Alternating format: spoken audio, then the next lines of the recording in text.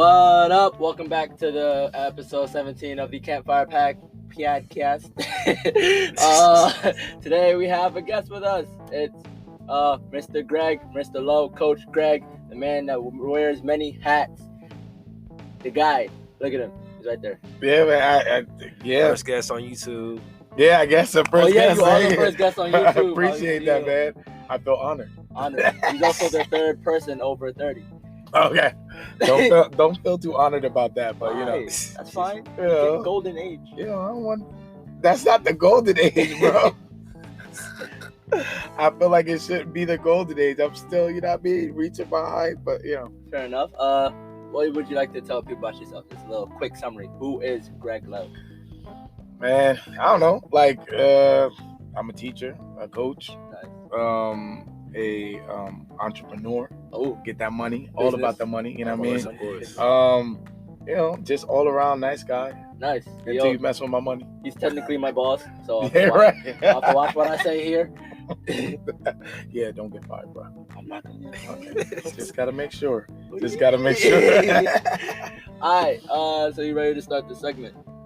Yes. So this segment is based on this thing called Jubilee. They do this segment called "Do All Women Think the Same?" So like, do all men think the same, women or whatever.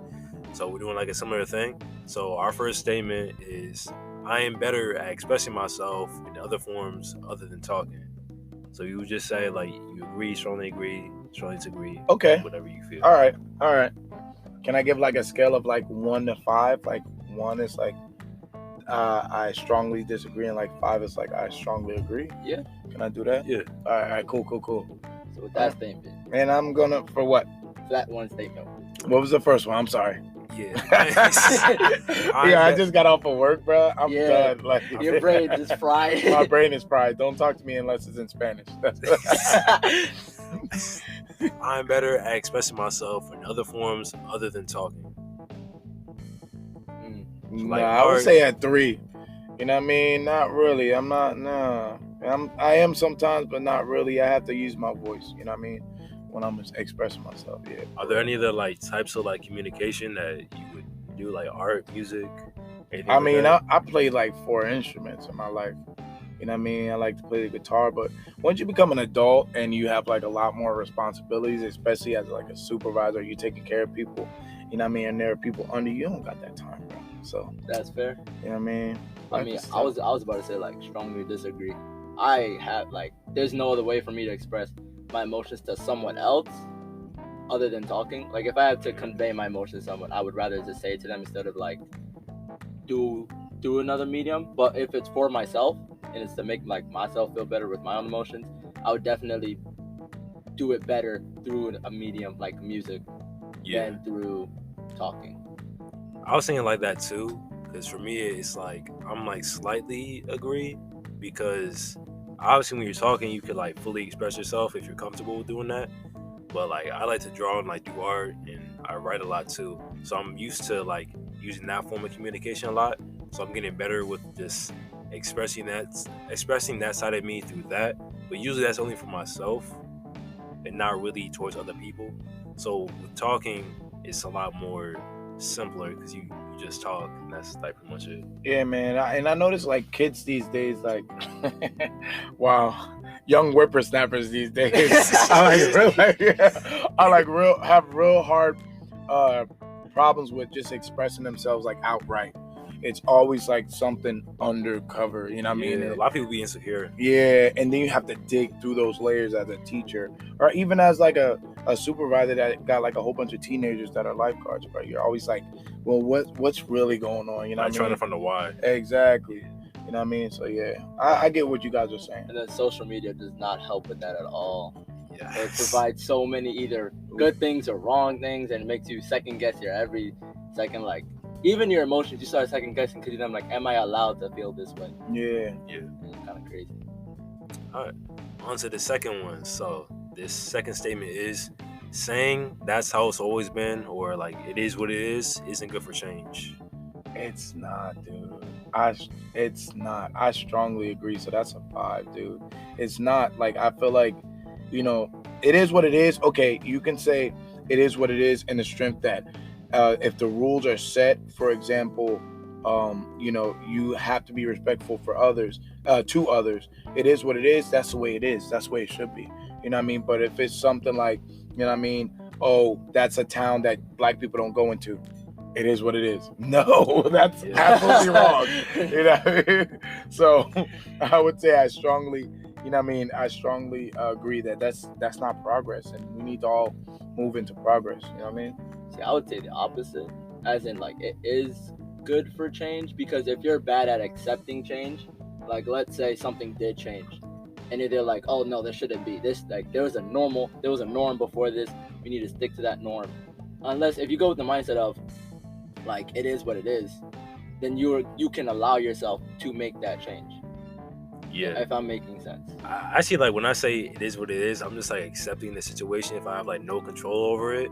But like when like saying that's how it's always been, I don't think it's good, because you're just like, regardless of like the situation, like say you're back in like the 1950s and there's segregation, and you're like, oh, it's always been like this, so like why would we ever need to change? Oh yeah, exactly. No, that's that. It's yeah, like that's when you that. put it in certain situations, it just doesn't work. Yeah, so that's why maybe those two need to be Separated, yeah. Yeah, Because man. saying that's how it's always been, that's definitely just saying like, oh, we need to keep the normal. Right. It's always been Right. There's no, you're basically expressing that you don't want to change. Right. But like eventually, like the situation they're saying that's how it's always been. Before that, there was something else that changed into that. So it's not like everything just stays the same and stagnant. Everything keeps changing, and you just have to accept that, which is like what goes into like it is what it is. Like you just kind of accept that things are just how it is. Yeah. Intelligent. There you go. Perspective. Number 3, how people think of you and how you actually are usually very different. Ooh. So how people perceive you and how you actually are naturally are just complete opposites. It depends. Depends on your personality. Definitely. If you're a people pleaser, then what people think of you is definitely not who you are, because you're constantly changing to see. To adapt to that person and how they feel. Exactly. Or if you're someone that likes to cause trouble, then still, even what people think of you is not who you are, because they're trying to get a rise out of people, a reaction, right? So you're being purposely annoying or mean on purpose. But if you're being genuine all the time, then maybe when what people think about you may not be too far off. But at the same time, it's their perspective. So, yeah. It's all about perspective with that, man. That's absolutely true. But because sometimes I notice when I'm being my genuine self, you know what I mean, which is this crazy, guy that, will yell, but I yell at you with kindness. You know what I mean? People get this perception I'm like super aggressive and like super assertive. You know what I mean? But I'm really not like that. So I think people at first glance always have a perception of somebody, and then it's up to them, you know what I mean, or up to you as a person to either let them in or them to investigate, what type of person you really are. You know what I mean? Yeah, for me personally, it's like strongly agree, because I'm pretty quiet, so what I show out here is not like at all how I feel inside. Like if I feel sad, I'm not gonna like actively like you won't really notice I'm sad. Really, you might like feel something's off if you really know me like that, but like if you just casually know me, you probably won't know the difference. And because of that, people think I'm one way, when in reality I'm just like any other person who just feels things. And like not every day I'm like so calm and just like quiet. Other days I might be like all over the place, and I mean, that is very true. Like the one time I saw you like angry, like actually angry, I'm not gonna lie, that was kind of scary. I was like, yo, Christian ain't ever show emotion like this before. Like I remember I think it was during lunch, and you were just like really annoyed, and I'm like, bro, you can see it in his face. Like before you were just speeching, like it doesn't bother me, but then this time I saw it in your face, and I was like, yeah. Another situation, a friend of mine, like she really overthinks a lot, so I try to be kind of like calm, because I overthink too, but I just kind of accept that if you try to stop it, it doesn't really stop. You have to just like accept the situation. So I'm just like really calm. She was like, oh, you barely ever overthink. I'm like, I overthink all the time. I just like manage it differently. So I think the difference between like how people like perceive you and how you actually are is really like kind of a reflection of how they think of themselves and how like they manage things. Yeah, definitely. Definitely. I mean, it's also sort of similar as in, like, if you're being yourself, and I shouldn't say you're full of yourself, but if you're very like selfish, Yeah. and you're thinking of yourself in a way that's not really honest, as in, let's say you're acting kind of rude to people or very prideful, but you're thinking to yourself, oh, I'm really nice and all this, then maybe what people think of you might be more accurate to who you are, since you might be delusional in that sense. Sometimes you project that onto the people that, you know what I mean, that you're looking at, you know what I mean, to looking to get that perspective from. You know what I mean? You're just like, yo, like my past relationships and what happened in my life, and he seems like, or she seems like the type of person I'll be like that. And then, you know what I mean? So past experiences, man. Same thing with like zodiacs. People would be like, oh, you're a Gemini? I don't like you. I really don't like zodiac signs. Like, nah, they don't make sense. That makes sense. They don't make sense to me, because you're just like, you're like describing me based off no past experiences of my life. I could be like a Libra, and it says like, oh yeah, I'm really balanced, but in reality I'm all over the place all the time, like, everywhere. See, that's the thing. I find it interesting because it's like any pseudoscience. There's no real proof, but there's sometimes chances in which they're accurate in a general sense. They're like, oh, you're undecisive, but at the same time, like, isn't everyone can be undecisive? Like, that's not hyper specific. Like, Aries are really angry, but like, who isn't angry at some point? Right. Yeah, but then at the same time, they sometimes over exaggerate it. So then they'll be like, oh, Aries, they're just hot-headed, and if you make them angry once, they're gonna snap at you. So then that makes, like, when you're reading that, you're like, and you think back to your past experience, you're like, oh yeah, that is me. When in reality, if you're just being normal. Exactly. If you're angry, you're gonna snap at anyone. Like, even if you're just in a bad mood. And sometimes people internalize that stuff. Like, they read it, and then they're like, yeah, that's me. And subconsciously, they end up like just putting that and embedding that into their system. Like, that's all you'll ever be. Supposed to be me. Exactly. But then my thing is, I'm fine with it. Like, if you believe in it, it's cool. I don't really care. Like, I think it's interesting reading it. I don't personally believe in it, but I'm like, oh yeah, that's funny. Like, that kind of applies to me. That's another podcast for you, bro. I mean, we already talked about it. Why not? You know what I mean? It came up some point.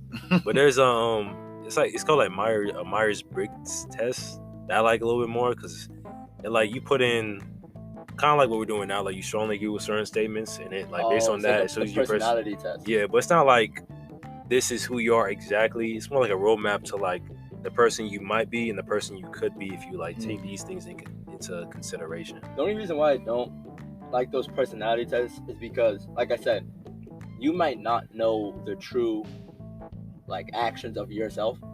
Yeah. Like, that's why I think for those personality tests, you might need someone else to take it for you, like a parent or somebody close to you, because then that would be an accurate representation of how likely are you to do such and such, and you might be like, oh yeah, I never do that. But then in reality, if you get to the reality of it, they'll be like, nah, you're not really like that. You're not really like that. You would definitely do something like that. You'll check off the things that you actually like about yourself, but not the things that exactly. No, not a lot of people are have very good interpersonal skills, right? Yeah. So you guys are absolutely right. No, y'all got a lot of age on you. I feel like y'all older than me. Man, bro. We 30. You're 36, right? Yeah, we man. 36 up here. There you go. I'm not. Maybe you are. You're like 5 up there. I'm about to say you read more than me. I'm not. Alright, I think we can go on the next one. So the fourth and last one, I only made 4. I don't know if you wanted to make it. Okay. So number 4 is, despite what people say, diversity is not encouraged. Ooh. Like, when I was making this one, I was thinking about it, and I know, like, on social media and everything, and like media in general, we're like, everyone's really pushing for like diversity, like LGBT and like different races, everything. But sometimes it feels like it's too forced, like they're doing it for the sake of doing it instead of genuinely doing it, if that makes sense.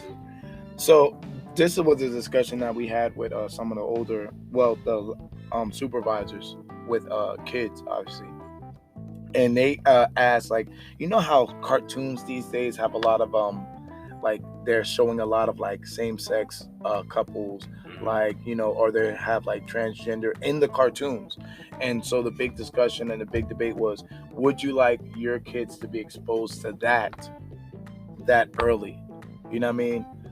So I always in that case, I've always said it depends, because some kids, that's the reality, as in they've either grown up with two moms or two dads, and some kids are not exposed to it until they go to school. So it always depends on how you show it. If you treat it as if it's something as normal as like a mother and a father relationship, as in, let's say you see two moms on the TV show or two dads on the TV show, like that's fine. But I don't think it should ever come down to the actual children, because at that time you shouldn't be thinking about you should be thinking about having fun, not really getting with anyone or knowing who you're attracted to or knowing if you're attracted to anyone at all. That's more like middle school, high school level. When you're a small child, your first purpose should be, oh yeah, like to have fun. Now if they do the side characters that maybe either gay or transgender, then that's fine, because then that gives them that exposure. But just making the main characters part of the LGBT community, or making them any race that's not really necessary. Or like an interracial couple. Yeah, like it doesn't really, like, it seems like you said, it seems like they're forcing it to be like, oh yeah, look, poster, diverse child in this. I mean, if you have it in there, I think it's fine, as long as you don't like draw attention to it, being like, oh yeah, we have straight people and gay people too, and it's like, aren't we awesome? Yeah. Here we have gay Gabe. Isn't he cool? Just make them like everyone's on the same level. So like, if you show a same-sex couple, then just have it like you would show a regular couple, because they are regular don't couples. Make it a big Don't make it a big deal, is what you're saying. Yeah, same thing with you show like different races, like you have like a black kid, Hispanic kid, Asian kid. That's fine. Just don't be like, we're doing this to get like points with like those types of people who want to see that. Right. Yeah. Just do it because to get more right. Yeah. Yo, you real on that alliteration right now, bro. It's easy. Hey, that's like your second one. Good job, buddy. Hey, I got you. Oh man, this guy knows. Yeah, but yeah, honestly, it's just like you said. Don't make it natural. Don't try and push diversity into something that's not supposed to be there. But also be accurate. Like, and I bring this up all the time, but like the Gods of Egypt movie. If they were accurate and just had black actors in there other than Chadwick Boseman, then people would have been fine with the movie. But because they chose a bunch of blonde hair, blue-eyed people in Egypt, people had a problem. I'm like, it's a good story. Yeah. But if you want accuracy, then technically there should have been black actors. But at the same time, it's a good story. I know, like, especially movies is hard, because like you gotta get, if you're like doing like a specific culture, and like you have to get the actors for it, but sometimes they don't, and that's a problem I've seen before. And then like there's that fine line, like if you put characters that are like different cultures in a show or movie, it's like you have to make sure they're not like too stereotypical, but also like they're their own person. Because if you make it too stereotypical, then there's that like, okay, that was just an Asian guy. That's really bad. You need to make the character like a person who just happens to be Asian. Yep. And then don't, like you said, don't throw in races or diversity in there just to like say your show has it. Yeah. Like there'd be sometimes I'd watch the show on Netflix and I'm like, this is a good story, but why is the character doesn't need to behave or be this? I think they do that so they don't like piss anyone off. They like, yeah, of course. Now in the Oscars, you have, in the next 4 years or so, they said you can't be recommended for an Oscar unless you have a certain percentage of diversity. I don't know if you guys heard of that. Really? Yeah. So like, bro. you mean your background? Like it could be LGBTQ plus, right? It could be a certain percentage of people of color, a certain percentage of people with disability, but it all has to be, encompassed, because in the past couple of years, there's been a lot of controversy on why is it taking black actors or, Muslim actors or Latino actors so long to be considered for an Oscar when they do these big blockbuster hits? Why is the majority just white? You know what I mean? Other people who win anyway. That's interesting. So, you guys got to Google that. I think it's like 2024 or something like that. I mean, that they're gonna start doing that. So you mean for just like as an actor, you have to have some type of diversity? No, I'm sorry. In movies. Oh, movies. In movies, for the movies to be considered. So we consider for an Oscar, they have to have a certain level of. Oh, so if you got a bunch of white people, you're screwed. Yeah. But then at the same time, if you have a bunch of black people, you're also screwed. If you have a bunch of Asian people, you're also screwed. But that it's not exactly who are the actors. It could be like the portion of the production company. Oh, okay. Or like, you know, it doesn't always have to be the cast, right? Or like the story. Maybe the camera people, you know, the writers. Oh, then that's fine. I thought it was like just the story. Nah. I'm like, oh, then any hyper specific story just can't win an Oscar, but okay, it has to be like the overall production. Gotcha. I kind of like that. Yeah, that's cool. So, All right. The more you know. It's time to get into this topic. So today, the topic is going to be international couples. Yeah. Right? Relationships. Because obviously, two 18-year-old boys are not even 18. One 18-year-old boy and one 17. Oh yeah, one 17, one 18-year-old boy are experts in relationships. You should listen to us. You know this before. You know what we're doing. We obviously know what we're doing. Clearly. Experts. Well, what are we going to talk about? So, am I just going with the baton on this one? Yeah, I mean, you could leave. Is there anything in particular? What made you want to talk about this? Well, I mean, you know, Miles approached me and he was like, you know, can you come into my podcast? And I was like, well, what are we going to talk about? And I'm like, I literally said, we talk about everything. Like, yeah. And then I was like, well, I don't know what to talk about. You know what I mean? But then I heard of another friend that I went to college with, and she wanted to talk about that with me, because even though I'm from the United States, I live in Panama. I've been living there for 8 years, and I've seen some triumphs in some places, but it's really difficult. International dating is really difficult, which is different from interracial. Actually, I have a question. So when you say international, do you mean as in well, I know like the two people are from different nations, but is it a combination of distance or just the fact of they're from two different countries, as in they're both living in America, but let's say one's from like Greece, the other person from Egypt? Right. No, that's what I mean. What I mean. But like, and they can be a part of the native country as well. And I guess we'll talk about this as I get into my story. But I mean, like, they're from two different countries. Okay. Right. Gotcha. So it's not necessarily like a distance thing. Mm-hmm. More of a cultural imbalance or difference. Right. And the reason why I call it international dating rather than interracial dating is because, you know, the mother of my first child, if I want to be particular, we're both black. I mean, albeit she's Afro-Panamanian and I'm like, you know, just African American, right? We still have that African diaspora. Yeah. Right. So it wouldn't be interracial technically, right? Because we're both like part of the same race. Yeah, black. But the international part was, you know, something that was very different, because even though we were connected on the diaspora of being African, the culture was very different. You know what I mean? From like Panamanian culture and then American sort of black culture. Black American, right? Because if you think that, you know, white American culture and black American culture are the same, you're dead wrong. I mean, a clear example of this is Christian for the first time went to Montclair, right? Mm-hmm. And you found out that some of these people call waterfalls air sips. It was weird. It makes no sense, but whatever. But like, I haven't like really talked to anyone, because I was only there for like 3 days, and I don't know any deep relationships you make in like 3 days, you know. But like from what I could see and from other people, everyone kind of like goes into this place with their own like preconceived notions and like the way they do things and their own stories and like the way they believe things because of like their high school and where they're from. So I think about that too.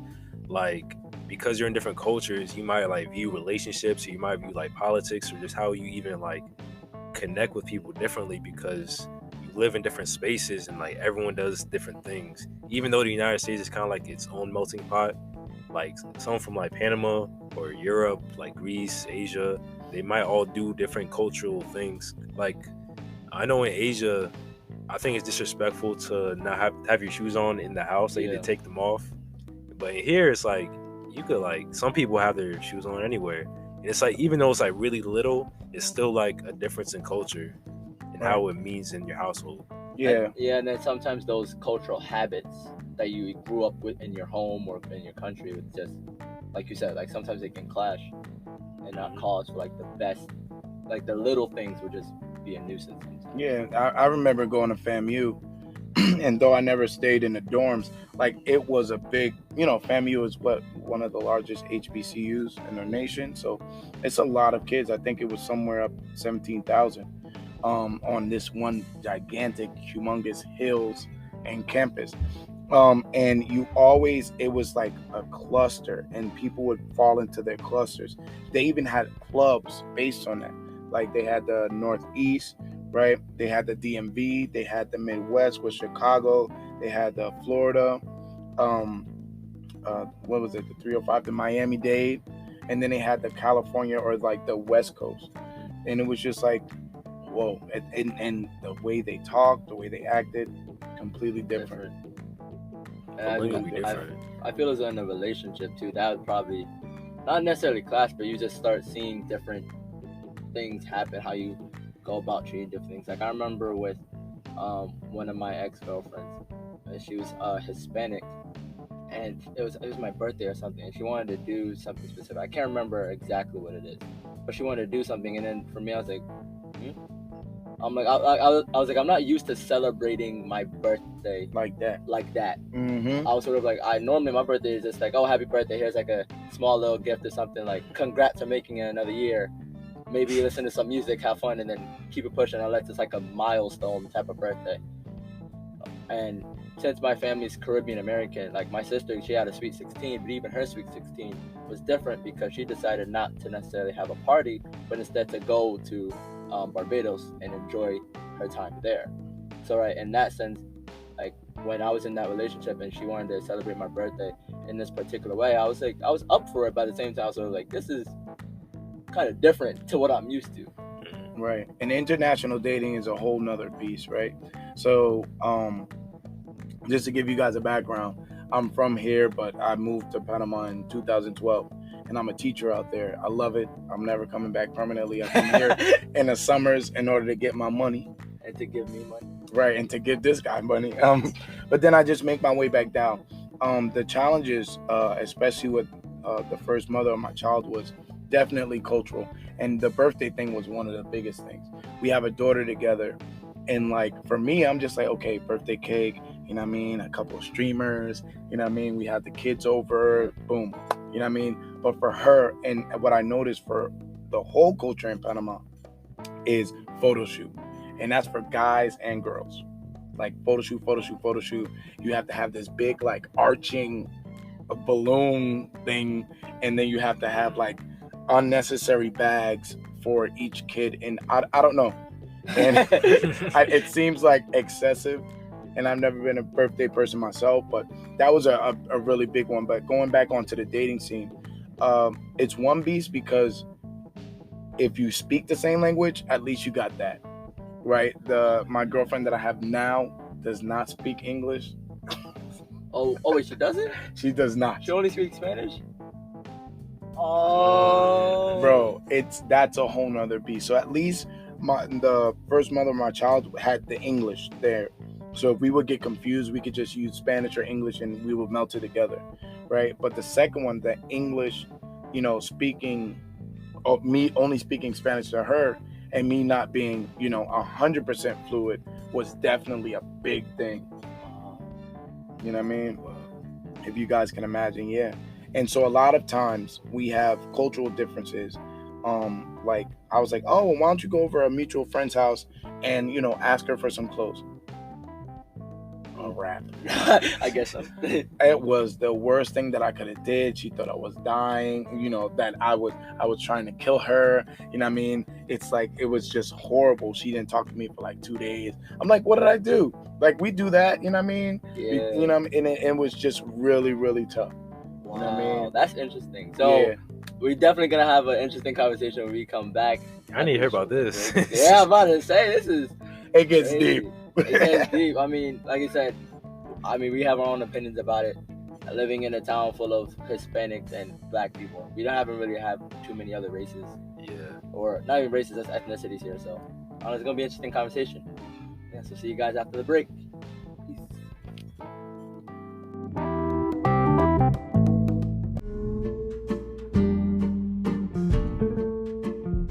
We back. So we're gonna continue our discussion about international relationships. International. Yeah. So would you like to continue your story about clothes? So yeah. It's just about clothes. It's never about clothes, guys. I just want to let you guys know. So like language barrier was one that was a big thing. You know what I mean? Oftentimes we would get into heated discussions just because I thought I understood something, or she would tell me a joke and then I wouldn't laugh because I wouldn't understand it. And then on the same end, she would say something that I thought was a joke, and I would go ha ha ha ha J-A. And she would be like, "Oh, you think that's funny?" And I'm like, "Wait, what? I don't know. Let me Google translate that right quick. I'm so sorry." You know what I mean? So it's that. So language is definitely a barrier for international dating, right? Culture was a very big thing. You know what I mean? And I was telling you guys as we were kind of talking about it on the break. A lot of times, you know what I mean, you have, especially with Latin women, right? You have this level of machismo that you're expected to have. At least, digo yo. That's what I say, right? What is machismo? Machismo. Like, so it's like this whole macho-ness that you're supposed to have. And being in America, right, especially I believe in the Black community, as we push so much 50-50, you know what I mean, you hear about Beyonce, you know what I mean, you hear with Jay-Z, you know what I mean, you don't need that level of machismo, like you don't need that.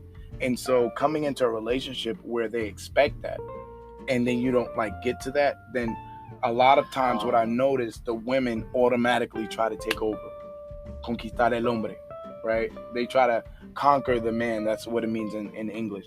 And so a lot of times you end up with either very aggressive women, right? And when you're really not trying to be passive, you know what I mean? You're just trying to be like 50-50, like let's discuss this, let's talk about it. You know what I mean? Or you end up with super hyper aggressive men, you know what I mean? And the women are subservient. Right, and I'm a really chill dude. Like at the end of the day, I love to joke around. I love to chill, but I feel like a lot of times, like they're like, you know, I tell you no, but I really mean yes. And I'm like, dude, like, I don't do that. You know what I mean? So that's another big thing, you know what I mean? And just like cultural customs, you know what I mean? Yeah, I mean, even like, just to go back to cultural customs, when I went to my high school and we were talking, I don't know how we got to this discussion in class, but we somehow got to like the discussion of beating your kids.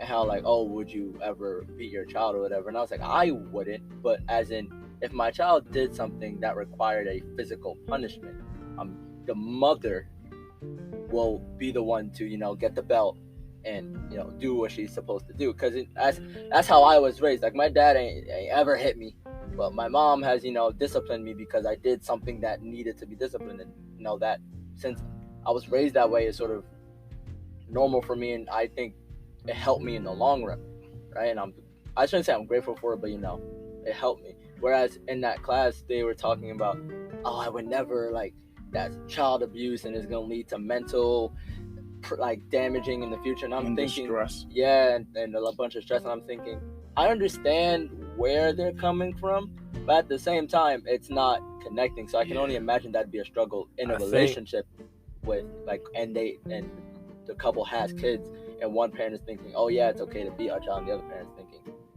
like, no, it's not. I think in reality, if you get beaten, it was probably for some like stupid stuff you did. That's and why like, afterwards you can be like, yo, that was really stupid of me to do. Like, I deserve that. And you'll be like, you know what, I'm kind of glad my mom beat me. It's like one of those things, but like in the moment, you obviously don't want to get beaten. But afterwards, you'll be like, that was kind of funny. Like, you'll be okay. Yeah, you look back and like you get older and you're there like, I really decided to throw something at my mother. Why would I do that? For me, I only remember one distinct time I got beaten, because I had a pen and like I was in the back seat, we were getting pizza, and my dad was like in the pizza store. And for some reason, I don't know why, I just went around the seat with the pen. So I just wrote my initials with the pen, and then he saw that. And then like 2 hours later, I was like crying because Yeah. About to get that belt when you get home. But now I never round the seat no more. But it's even in that situation, you learn like, okay, there's gonna be consequences for my actions, and obviously, if it's someone's property, I shouldn't damage it. Like that's the lesson you learn. Like if it's not mine, I can't just go around, making stuff mine that's not mine. So that's even in that, it's like a lesson in a sense. So do you think the reason why a lot of kids are the way they are, and kind of outlandish and extra is because they don't get beat? Actually, yes. You know why? I saw this TikTok, and there's a guy making like a remix of a song, and because the guy was like, if you beat your kids, it's abuse. And when I saw that, I was like, no, it's not. And the guy duetted it saying, well, no, if you beat your kids, that's to help them, that's so that you can parent them. If you can't raise your child, then your child will raise you, and that's where you get the entitlement from. As in, if you're afraid to sort of discipline your child, then your child is going to think, I can do whatever I want, and as long as I act out and throw a tantrum basically, or try to overpower them, it's going to give me what I want. And they're not thinking in terms of what's best for me in the future. They're thinking of what's best for me now, especially in the early stages of adolescence and growing up. So I'd probably say that could be a reason, but at the same time, some children are just born. Yeah, I'm about to say, like, sometimes like beating will like just won't work. It depends on the child, and there are different ways to discipline your child other than like physical.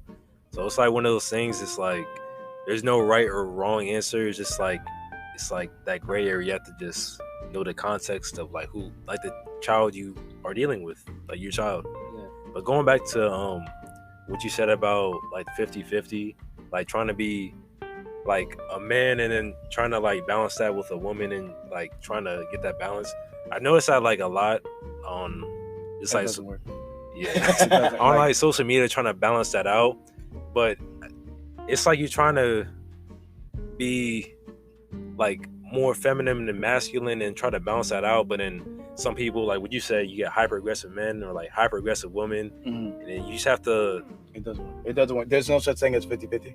Yeah. I just want to point that out. I think that's because like most people, at least nowadays, don't want to subscribe to that like traditional sense, and they think that's a problem. When in like reality, that's fine. If you want to live the type of life where like the man goes to work, woman like stays at home, like housewife, that's fine. Like there's nothing wrong with that. But if you want to live like, I guess, more modernly and do the opposite, that's also fine. And if you want to do the men can make money, the women can make money, y'all can do that too. Yeah, right, perfectly fine. But and I was listening to another podcast on this, and they were like, and the roles of male, and this is just what I'm perceiving from it. The roles of males are very rigid and very stuck, right? Yeah. You get very few males that are only homemakers, right? And then where you have these women that are also broad, right? And so they can do this, but then they want like it's really tough for me. And I had a discussion with my girl about this. Is that a lot of times women want you to not have feelings until they say that you have feelings. You know what I mean? But I mean, this is just me being older. No, but you're right. I've heard it before. You're absolutely right, because if you look at history, it makes sense if you just look at history. Because in World War II, you have a bunch of men in the Vietnamese War as well. You have a bunch of men that were shipped off to go to war. So then they didn't have men to work in the factories, and since that was the culture back then in America, then that was when you had the women rise up, and they started going to factories. They started going to work. You had the poster, I forgot the name of the woman doing, this, like, we got this. Mm-hmm. And then that's when it was introduced that, the women can work and make money. But then when the war was over and the men came back, they were expected to, go back to where they belong. But then they were like, no, if I'm making money, I can make money for myself, support my child by myself, and do all that. So then that's where you, like you said, you get the broadness in terms of now women, they can have jobs, make money. They're not stick to this one road, whereas no one really paid attention to that man's side. Like it still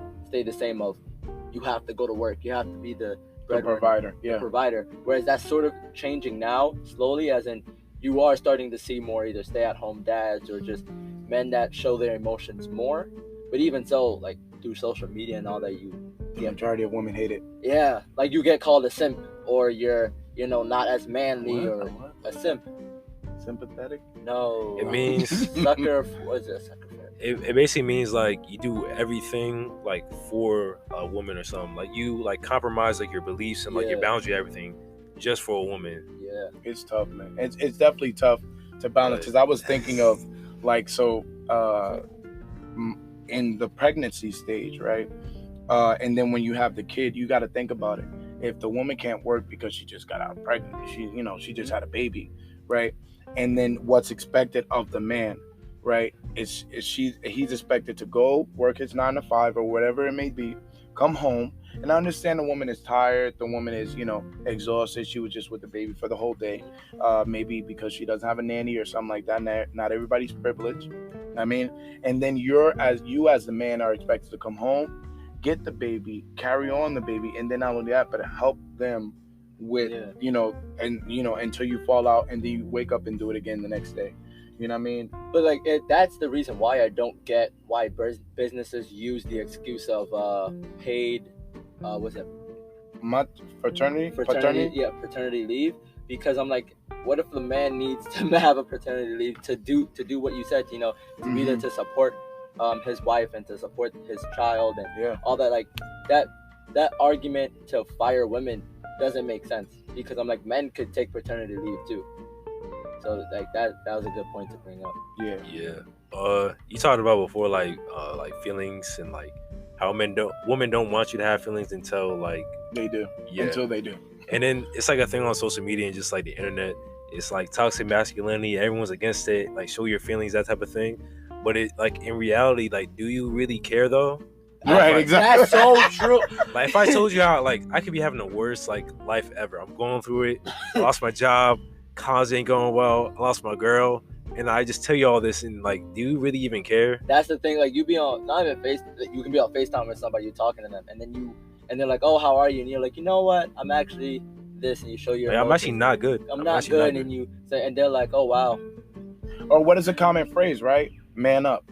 Oh yeah, man up, like right. With it. So we get that, and when we're taught growing up not to show our feelings. Then as we get into the adult age, you know what I mean, and we get into relationship, everything's like, yeah, I need you to show my feelings, but you're conditioned or not. But then when we do have this outcry of our feelings, it's just like, man up, bro. Like, what are you? You don't know how to manage it, and then when you don't know how to manage it, you don't know how to express yourself, and then it's like, oh, why aren't you like showing this? I'm like, or why aren't you talking to me about it? Like you said, when we're growing up, we're not taught to even show emotions. But then when you get as an adult, you're not told to, like, you're not shown how to talk about them. So it's not even about showing them. Like you don't know how to talk about them. So when they ask like, oh, like why aren't you opening up to me? You're there like, well, I don't know. Like you said, would you even really care if I do? And sometimes, their reaction doesn't. Because some people be struggling in silence. Yeah. You would never know. Yeah, man. It's crazy, but real. It's real reality out here. Let's think about something else too. But we do have a question. Oh yeah, we'll do the question now. So I don't know if you guys aren't fans of the podcast. We had a guest a while back. Her name was Jada, and she proposed a question that got both Christian and I completely like this stumped. So I suggest going back to that podcast to watch it if you don't. But anyway, we're gonna ask that question to him since you actually have a child. Yeah, I have a daughter. Her name is Lulana. She just turned 2. Congratulations. Wait, Lulana? Lulana. Okay. So, how's the question phrased again? It was. So, basically, the question is based on like this idea of like women have to like and girls have to cover up. So, if a guest came to the house or something. Yeah. So, like, say your daughter was older and she was wearing like more house clothes, bummy clothes. Like short, like big, like not see-through shirt, but like a regular oversized t-shirt and shorts. Yeah. So like you invite a house guest over, and the house guest is a man or like multiple men, and they come over, So in this situation, would you have your daughter cover up or change her Like, clothing would you tell her, because of the oh, guests? you have to change because of the guests? I believe in structure. You know what I mean? And structural freedom, right? So it all depends on how big her shirt is and what it's covering, and how big her shorts are and what is it covering. You know what I mean? If she's wearing basketball shirts and like a crop top that's not too tight, you know what I mean, and it's like a loose fitting one, then handle your handle. But it all depends on who you're bringing into your space as well, right? Because you don't want to make your own daughter uncomfortable, right? And at the same time, whoever you're bringing in this space needs to know that, don't even think about it, bro, because it's a wrap. I don't have a problem going to jail for any of my kids. You know what I mean? That's fair. And that's just real. So I would say, if it was provocative looking, if I would not like to see her outside the house with that, then definitely if a guest comes over, then I don't want her in that. You know what I mean? But I'm not the type of father to even promote my daughter wearing, shorts or skirts that are like too high above her knee, right? Or like, spaghetti strapped, really tight, kind of tops. And, I know my daughter's going to be very figured, because she's like, even as a kid, you notice that. You're like, dude, she got track legs. Genetics. Yeah, genetics, right. You look at the woman you married or had their child with. You look at your own muscles. Exactly. And then you plus hormones and that's in the food, fast food. Yeah. And then that's what the kid you're gonna have. Honestly, it's true. So you kind of know, and also how you were as a kid, and hopefully how your pareja, partner was, right? Sometimes I dip in Spanish. And then you just kind of gotta go accordingly. You know what I mean? So I think I would give her leeway, but the person I invited into the space has to know. Yeah, we said something similar. Yeah, I mean, we both said well, if our first thought, if we, let's say our friend was like, oh, can I come over? And our first thought is, my daughter has to change in order for him to come over. I don't want him over at my house anyway. Mm-hmm. So I'd probably be like, why can't I go to yours? Yeah, if that thought even occur, I'm just like, nah. Yeah, nah, you can't come over. I'd rather go to yours.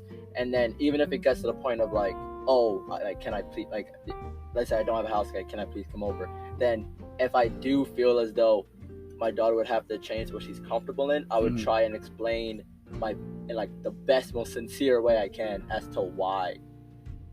Right? Yeah. Gotta have the talk. Yeah, you gotta have the talk at that point.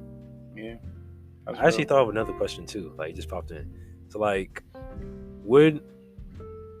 how do I say this? Say your daughter, if you have a daughter and your daughter brought a guy home, would you want that guy that your daughter supposedly brings home, hypothetically brings home, would you want that guy to be like you, have the same beliefs, behavior, attitude towards life? That's a case by case, bro. Let's be real. You know what I mean? Because you want, depends on the age. Right? And it depends on the age. What age bracket are we talking about? Because if they're getting up there in 40s, I'm like, you know what? Let's say between 20 and 30. I need some babies. No, between 20 and 30. First of all, yeah, I'm not trying to inviting a male over to the house is definitely a big step. At least I wish it would be. I just be respectful. Be respectful of my daughter.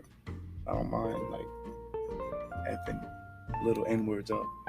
You know what I mean? I know we all got our baby curse. Nah, that's fine.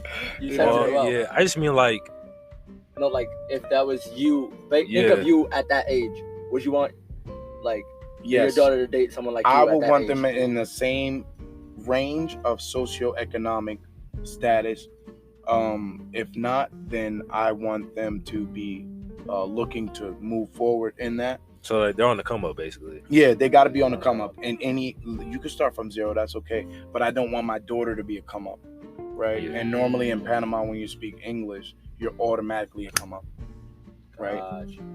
Gotcha. So you just want to, make sure they're the same, socioeconomical, you trying to get your money, right? Another thing is, religion is not a big thing for me. but I don't want my daughter to be subservient to anybody, to the fact that, oh, I have this is just one of my girlfriends that I have because that's a part of my religion, or she's supposed to walk behind me. No, N-word, no. No, N-word, no. No. You're above Oh, that's what you mean. Like you thinking of like heavily strict, like that type of religion. Gotcha. Because when you said that, I was like, wait, what? Like, what religion is that? But now that I'm thinking about it, that's in the Bible. Yeah, and well, there's all type of bigotry, or like, and I know in some type of Muslim religions, right? The man is in front, and then the woman has to walk like a certain amount behind him. So I don't really prescribe to that because that's showing that you're I don't know. I mean, when I was younger, my parents always said, like, if I was walking with my grandmother or my sister, to walk on the outside. Like, if you're on the sidewalk and you walk on the side that's closest to the street, and they walk the side that's closest to the stores.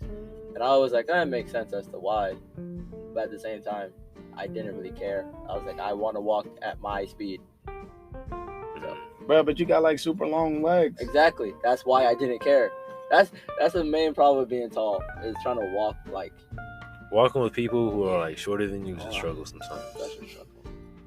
They walk faster than you, but you're still walking at the exact same pace, but you take longer strides. Yeah, they taking 2 steps and you taking 1. Yes. We're like 3 and 1. They taking 3 steps, you taking just 1 giant step. He's not enjoying this conversation. No, it's great. Like I'm not that tall at all. No, that's not good. But I also walk fast, so that's just how it is. Yeah. You know what I mean? But Dylan, having a daughter really puts things into perspective. You know what I mean? Cleaning a daughter's pamper is death. Oh, I didn't think. Oh God. If you guys can just imagine, you know what I mean? And magnifying glasses are a must. But having a daughter is also a really big challenge, because you want to show that daughter how a man should be, right? And sometimes relationships don't work out, man. Like, my relationship did not work out at all, and it became very toxic, to the point where I wasn't able to see my daughter as much, and basically I was put into the category of weekend dad, and that is one of the most toughest things to do when you want to be a super dad, right? Yeah. It's to be put in that position where all you can do is be the weekend, right? If we're talking about would I ever spank my daughter, I have to think about it, because honestly speaking, I as putting to the category of weekend dad, I don't want to have I don't want to spend that time with her crying and explaining and beating her. Why? Yeah. I only get 2 to 3 days with her. That's it. You know what I mean? I wish it was more, but that's what the court set for me, and that's what was imposed on me. You know what I mean? So I'm not gonna spend my time getting aggravated with my daughter. I'm gonna just be like, you know what, do it. You know what I mean? Well, even in that sense, like I've always said, like in terms of beating your child, I never think like the man of the relationship should do it. I always think if you're gonna beat your child, like even if you're the one that's angry at the child, have the mother do it. Right. Or even if whoever is the weaker person needs to do it. Even like a little pop, right? Yeah. I honestly, now that I'm thinking about it, maybe when she's older, but I wouldn't spend my time doing that, right? Because it's just like, you have such limited time already, and that's another thing about international dating, right? If you're living in another country where your partner is a part of that country and you're like an outsider, it's very difficult, right? Especially if you're trying to navigate through the system of custody and, just being able to see your daughter, period. Because normally they be on it and they know exactly how to screw you over with if and when they want to. That's another thing that's not talked about often, especially through like social media. I don't really see it like publicized as often. You normally hear about, the absentee father. The father is the one that left, and the mother is the one that is there to support the child. But you never hear often about the cases of which the father's being kept away, like he wants to see the child.